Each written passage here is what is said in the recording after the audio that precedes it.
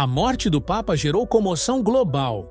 Manchetes estampadas, cerimônias imponentes, luto nos 4 cantos do planeta. Mas, e no céu? O que realmente significa diante de Deus a morte de um líder religioso que por muitos é tratado como infalível, quase divino? Talvez você esteja se perguntando: será que isso é o fim? É o sinal de algo maior? A profecia está se cumprindo? São perguntas legítimas, mas é aí que mora o perigo. Porque quando um sistema religioso assume o lugar da verdade, o engano ganha forma de santidade. E muitos são levados a crer numa espiritualidade que não vem de Deus. Neste momento, enquanto o mundo se ajoelha diante do luto, é necessário levantar uma voz de alerta. Uma voz que diga: nem tudo que parece espiritual é aprovado por Deus. E por mais impactante que seja ver a cadeira do Vaticano vazia, o trono celestial permanece intocável. Jesus nunca foi substituído, nunca precisou de um sucessor. E a sua palavra é clara quanto ao perigo de confiar em homens revestidos de religiosidade, mas distantes da essência do Evangelho. O que vamos tratar aqui não é especulação, é revelação bíblica. E se você permanecer até o fim, vai entender por que esse momento é tão sério e por que os verdadeiros cristãos precisam se posicionar. Porque antes de falar de fim do mundo, precisamos falar de quem é o centro da nossa fé. E esse é o ponto onde tudo começa a se esclarecer. Se a sua fé treme quando um líder religioso morre, talvez esteja firmada na pessoa errada. Essa é a primeira verdade que precisa ser dita. Porque quando a base da fé de alguém está apoiada em um sistema, em uma figura pública ou em um título religioso, qualquer abalo externo se torna interno. E é isso que vemos agora. Milhões de pessoas, sinceras, mas confusas, se perguntando: e agora? Quem vai nos guiar? Mas o verdadeiro cristão não vive na dependência de homens. Vive na direção do Espírito e na firmeza da palavra. A Bíblia nos alerta, com clareza: muitos falsos mestres se levantariam e muitos seriam enganados. E sabe o que é mais perigoso? Não são os falsos profetas que gritam heresias descaradas. São os que se parecem com ovelhas, mas falam como dragões. Os que se vestem de autoridade espiritual, mas ensinam doutrinas que contrariam a cruz. A morte de um papa pode comover, sim, mas ela jamais pode confundir quem conhece a verdade. Porque quem tem o Espírito Santo discerne. Sabe que o Evangelho não é sobre hierarquias humanas, mas sobre um reino que não é deste mundo. Por isso, se hoje você sente medo, dúvida ou até desespero com o que está acontecendo, pare agora, respire e volte os olhos para quem nunca saiu do controle. Jesus Cristo. Ele nunca precisou de substituto. Nunca delegou a ninguém a função de ser o mediador entre Deus e os homens, porque essa função é dele e de mais ninguém. E é por isso que no próximo ponto, vamos entender o que a Bíblia realmente ensina sobre liderança espiritual e autoridade. Porque muitos confundem representatividade religiosa com autoridade divina. Mas a palavra faz uma distinção clara entre os dois. Na Bíblia, a autoridade espiritual nunca esteve ligada a status, vestes ou reconhecimento humano. Ela sempre foi fruto de uma vida de obediência a Deus. Moisés não teve coroa, mas falava com o Senhor face a face. João Batista vivia no deserto, mas sua voz abalava reis. Já os fariseus, mestres da lei, admirados pelo povo, eram duramente repreendidos por Jesus, porque usavam a religião para controlar e não para conduzir ao arrependimento. Isso nos mostra algo claro: nem toda autoridade é legítima aos olhos de Deus. A morte de um papa reacende essa discussão. Muitos o chamavam de Santo Padre, outros o tratavam como o representante de Cristo na Terra. Mas quando olhamos para as Escrituras, vemos que Cristo nunca deixou ninguém em seu lugar. Ele prometeu o Espírito Santo, não um sucessor humano. Ele disse: Eis que estou convosco todos os dias, até a consumação dos séculos. E não, eis que deixo um trono humano para me representar. Isso precisa ser dito com clareza, por amor à verdade. A autoridade de um homem termina quando ele desvia do Evangelho.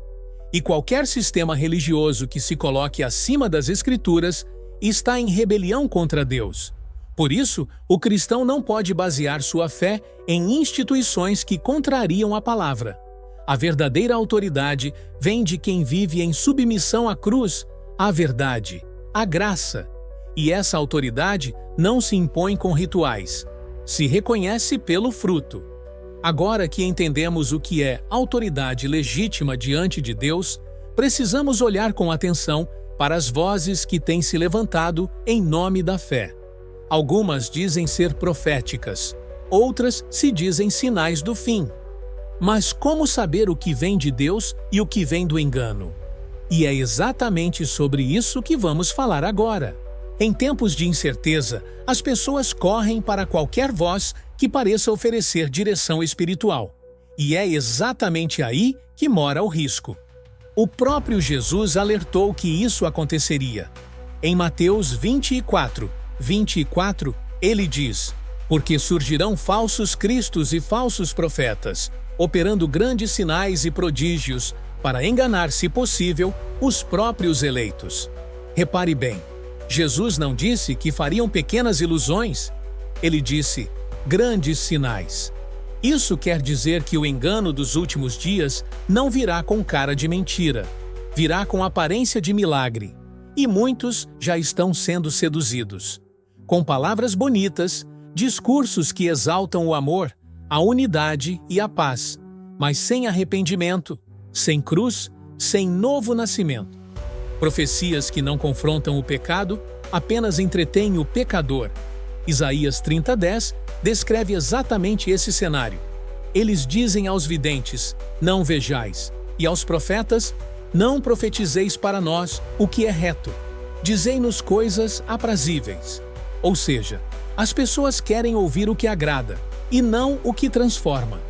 E é isso que muitas religiões oferecem hoje.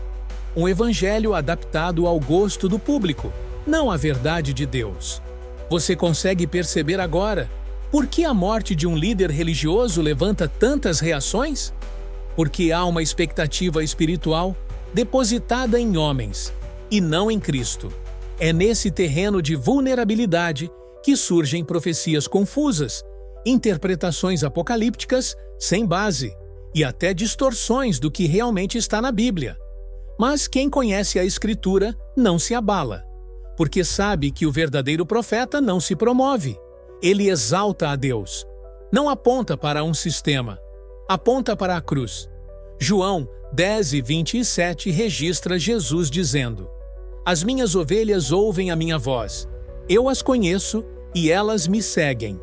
Essa é a diferença entre quem é guiado pelo Espírito e quem é arrastado por movimentos religiosos. Ovelha de verdade reconhece a voz do seu pastor e não se confunde com o barulho das multidões. Agora que entendemos a gravidade do engano nos últimos dias, precisamos tratar de um tema ainda mais sério: a idolatria disfarçada de fé, porque ela é sutil, bonita por fora, mas mortal por dentro. E é isso que veremos no próximo ponto. A idolatria sempre foi um dos pecados mais combatidos nas Escrituras. Mas, ao contrário do que muitos pensam, ela não se limita a estátuas de pedra ou imagens esculpidas. Idolatria é tudo aquilo que toma o lugar de Deus em nossos corações. E quando um sistema religioso coloca um homem como intermediário entre o povo e Deus, está cometendo um dos enganos mais perigosos: substituir o Salvador por uma figura religiosa. A palavra de Deus não deixa dúvidas sobre isso. Em Êxodo 23:5, nos 10 mandamentos, o Senhor diz: não terás outros deuses diante de mim. Não farás para ti imagem de escultura, nem semelhança alguma.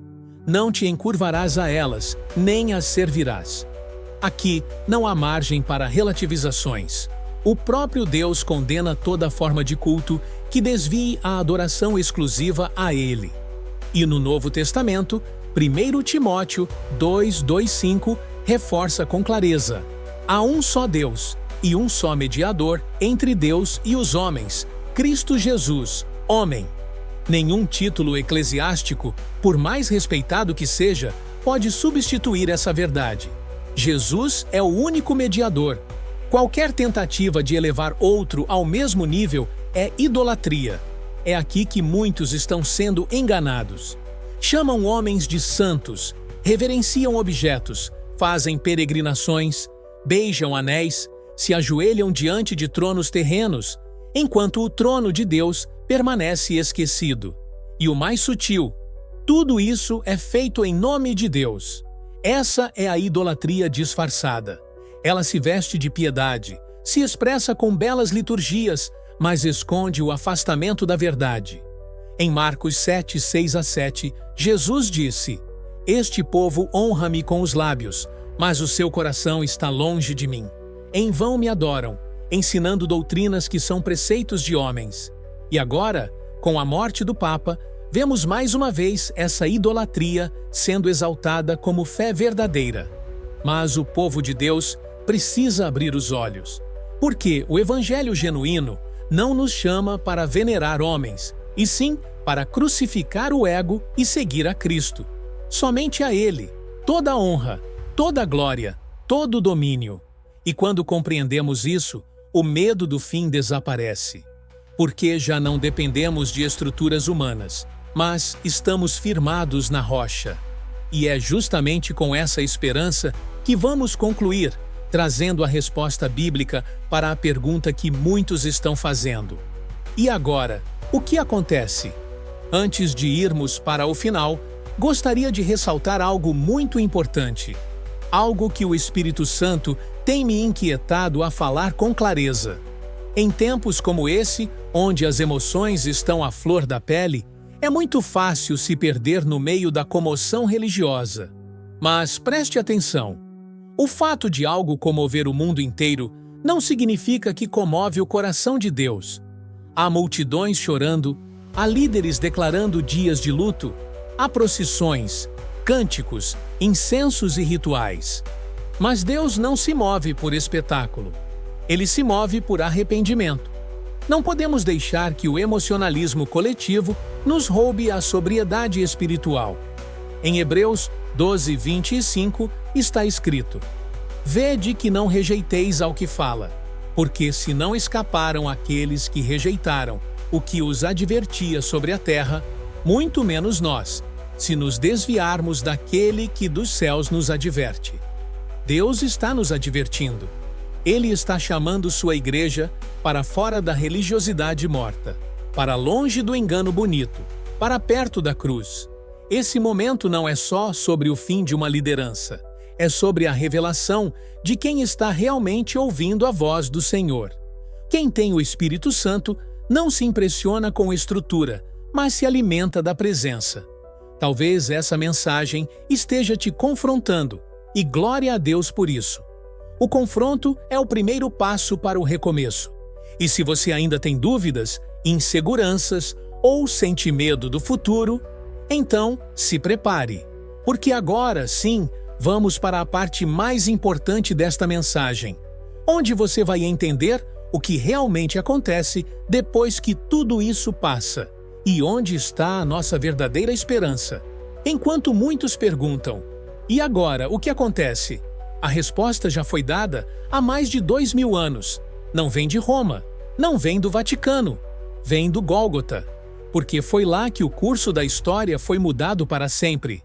Foi na cruz que tudo começou de verdade.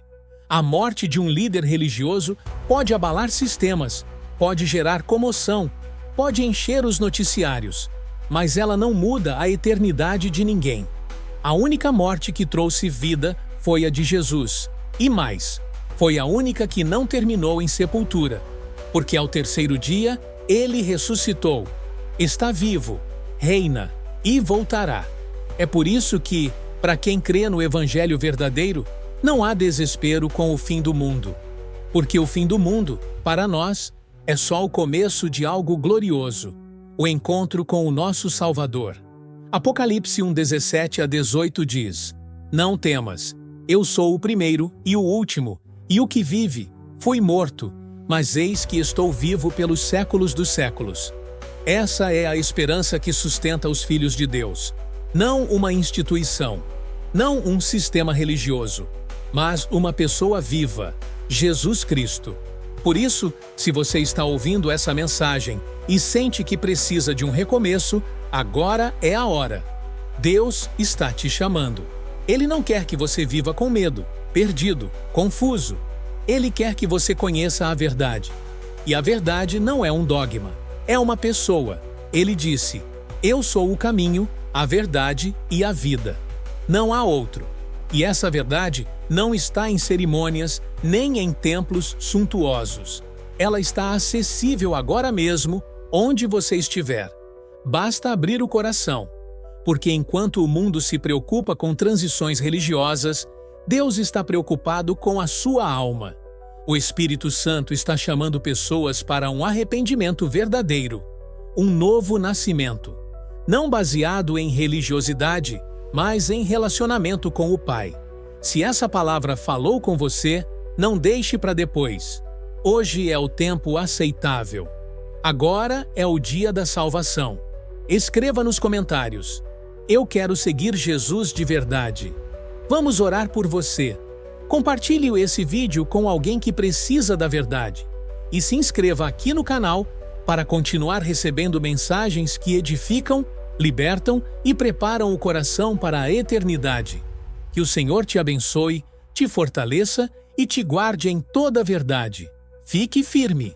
Não olhe para o homem. Olhe para Cristo. E lembre-se, o fim de um sistema não é o fim da esperança. Jesus está vivo e Ele voltará. Nos vemos no próximo vídeo. A paz do Senhor esteja com você.